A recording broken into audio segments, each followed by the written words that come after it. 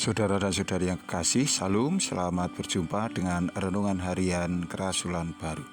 Damai sejahtera Tuhan Yesus Kristus menyertai kita.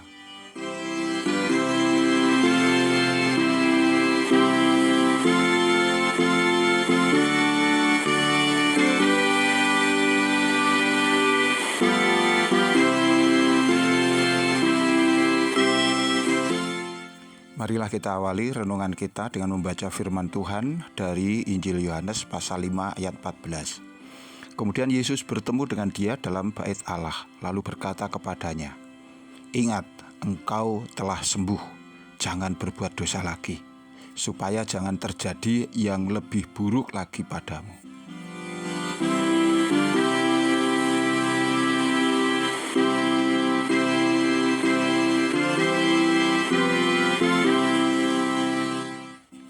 Saudara-saudariku yang kekasih, segera setelah orang yang lumpuh selama 38 tahun yang biasa berbaring di kolam Bethesda itu sembuh oleh mujizat Yesus, Yesus segera melanjutkan pekerjaannya, sehingga orang itu tidak dapat menemukannya kembali, bahkan sekedar untuk berbincang dan mengenal siapa Yesus. Namun tidak berapa lama Yesus berjumpa kembali dengan dia yang sudah sehat dan sudah normal, dapat menjalani aktivitas sebagaimana manusia yang lain. Kali ini bukan lagi di kolam yang disebut sebagai rumah belas kasihan, tetapi di dalam bait Allah. Dan di sana Yesus memberikan kepadanya pesan penting, yaitu agar ia mau menjalani hidup yang benar dengan terus berjuang melawan dosa. Dan sebuah peringatan tegas Yesus sampaikan kepadanya, jangan berbuat dosa lagi, supaya jangan terjadi yang lebih buruk lagi padamu.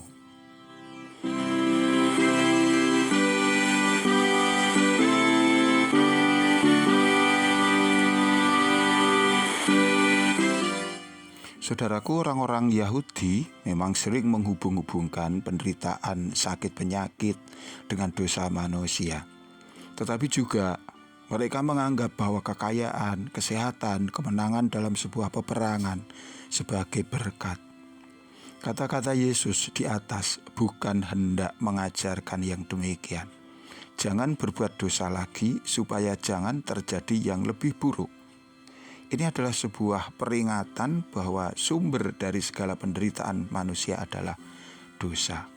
Oleh karena itu, orang harus sadar bahwa keadaan yang penuh penderitaan yang kita alami di dunia ini harus diakhiri. Dan cara satu-satunya hanyalah dengan bertobat dan mau menerima Yesus. Ini memang tidak serta-merta mengakhiri penderitaan manusia, khususnya yang bersifat jasmani. Namun dengan langkah penting ini, kini manusia memiliki masa depan yang mulia tanpa sakit penyakit dan penderitaan apapun. Ini diawali dengan damai sejahtera yang segera ditaruhkan dalam hati manusia kala mereka memutuskan untuk bertobat dan menerima Yesus. Dan kemudian kesembuhan ini akan disempurnakan, akan menjadi sempurna tatkala Tuhan datang. Maka ketika Yesus berpesan agar orang itu tidak berbuat dosa lagi, Yesus menambahkan pesan penting yang lain, yaitu agar jangan terjadi lagi hal yang lebih buruk.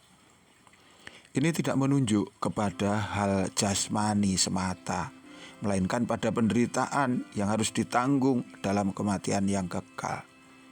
Kita harus ingat bahwa kehidupan manusia di bumi yang begitu singkat ini akan diakhiri dengan kematian tubuh. Namun bagi mereka yang percaya Yesus dan mau menjalani hidup benar sesuai teladannya, mereka akan berada dalam kemuliaan. Sebaliknya, orang yang meskipun telah menerima Yesus, mengaku telah bertobat, tetapi ia kembali hidup di dalam dosa, maka mereka akan mengalami hal yang jauh lebih buruk, sebagaimana yang dikatakan Yesus, yaitu apa? Kematian kekal.